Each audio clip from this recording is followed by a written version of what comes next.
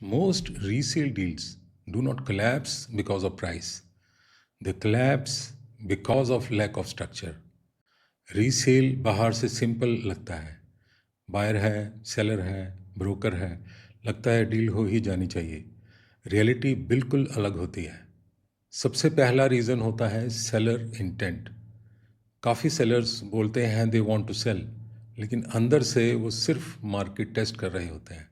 No clear timeline, no emotional readiness, no commitment.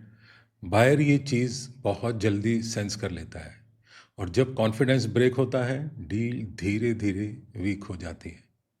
दूसरा जो reason है वो है प्राइसिंग लॉजिक का ना होना। रीसेल प्राइसिंग होप पे नहीं चलती, एविडेंस पे चलती है। कंपेरेबल ट्रांजैक्शन, उस प्राइस पॉइंट पे बायर डेप्थ और आज के मार्केट की लिक्विडिटी। जब प्राइस इमोशनल होती है नेगोशिएशन ईगो बन जाती है, और ईगो डील्स को किल कर देती है। थर्ड रीज़न है मल्टीपल अनकंट्रोल्ड रिप्रेजेंटेशन।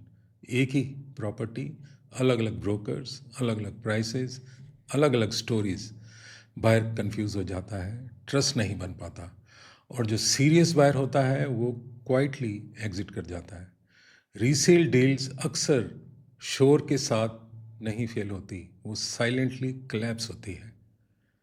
चौथा रीज़न है डॉक्यूमेंटेशन इशू, जो बहुत लेट डिस्कवर होते हैं। टाइटल क्लैरिटी, उसके बाद allotment chain, power of attorney, outstanding dues. ये एंड स्टेज चेक्स नहीं होते, ये एंट्री स्टेज फिल्टर्स होते हैं। जब ये चीज़ें नेगोशिएशन के बाद निकलती हैं मोमेंटम ऑलरेडी ख़त्म हो चुका होता है। फिफ्थ रीज़न है बायर और सेलर की साइकोलॉजी का मिसमैच। सेलर पीक प्राइस के माइंडसेट में होता है, बायर रिस्क प्रोटेक्शन के माइंडसेट में होता है। सेलर स्पीड भी चाहता है और प्रीमियम भी, बायर क्लैरिटी चाहता है और कंट्रोल भी।